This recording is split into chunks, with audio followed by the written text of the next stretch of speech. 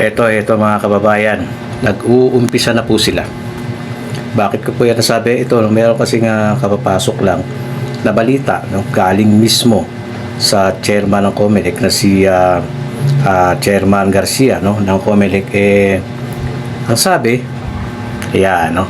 Nakinig po kayo, ang sabi, hindi na raw po nila kakayanin na magkaroon pa ng BARM election nitong darating na March 30, kung di ako nagkakamali. So maliwanag, yun nga ba sinasabi ko yan. Mukhang magagamit itong BARM, no? Mukhang magagamit itong BARM para, no, maiurong ang BSKE. Alam niyo kung bakit? Sa last year nakita ko kasi na baka gamitin ang BARM, baka makaapekto itong BARM kung hindi matutuloy itong darating na March.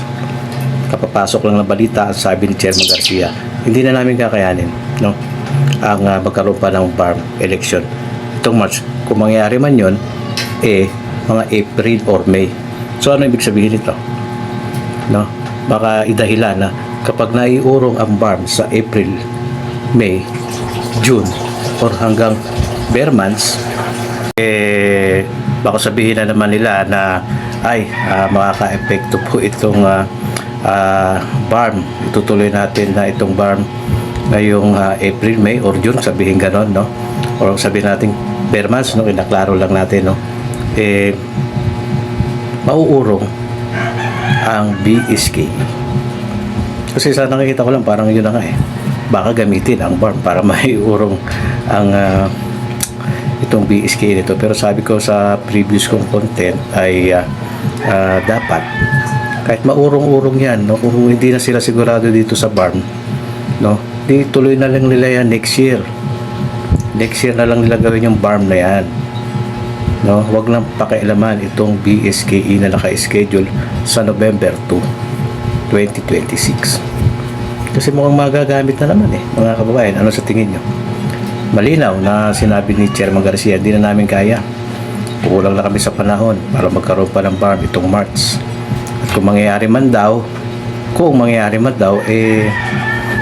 yun na nga, April or May. So, ibig sabihin, wala pa rin katiyakan yung sinabing April or May na yan. Isipin po ninyo mabuti, no? Mukhang idudugtong sa BSKE para ma-move na naman, no? Dapat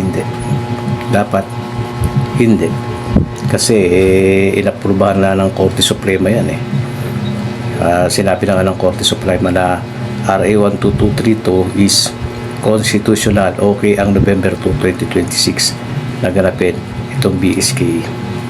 Pero ito nangyayari, sabi ko nga, pakagamitin. At ito na nga, kaya na, nag-uumpisa na naman sila, no?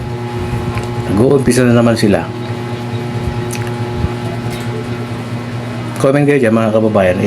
Maaga pa naman, pero mabilis lang ang buwan na lilipas. January, February, March. So, malinaw na sinabi na wala ng BARM sa March. Kung magaganap, April or May daw.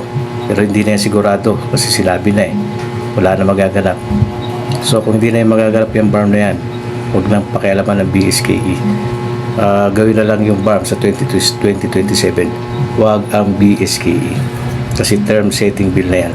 Kung magkakaganon man, dapat na talagang magdesisyon dito ang Korte Suprema na bakit nyo na naman pakikialaman itong BSKE nito.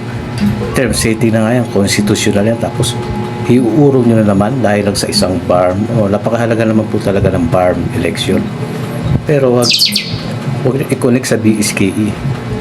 Naka-schedule na yan, batas na nga yan ibibend na naman ang law, no? Uso ba ngayon ang mag-bend ng law? Grabe, huwag niyong gawin nyo kasi maliwanag na pandilin lang ayan sa mamamayan kung ito pang term setting bill na ito ay mawawala na naman ng saysay. Paano naman yung mga gusto ng bumoto? Lalong-lalo yung mga gigil na bumoto nung December 1, 2025 na hindi naman natuloy. Kaya ang sabi ko, kung hindi November 2, gawin nyo na ng December 1, 2026. Dapat. Ayan, no?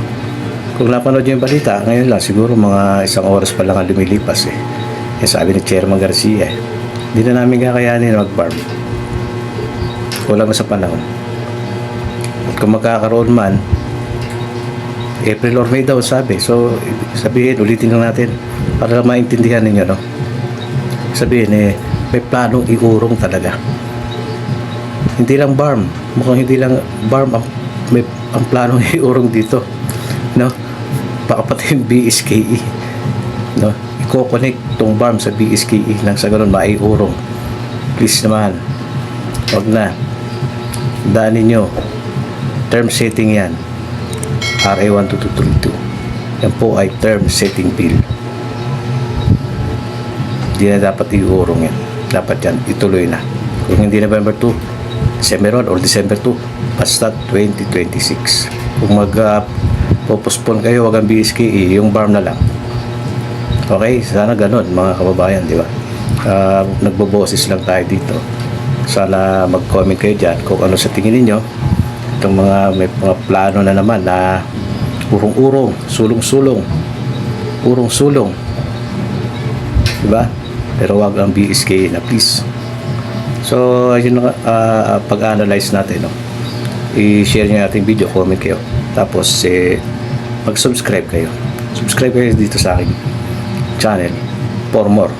Siyempre, pwede kayo mag-comment dyan, magbigay kayo ng opinion ninyo. Malayang pagsasalita.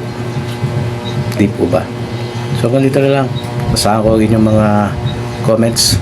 Maraming salamat. Tayo mag-out muna at abangan natin ang susunod na update. God bless.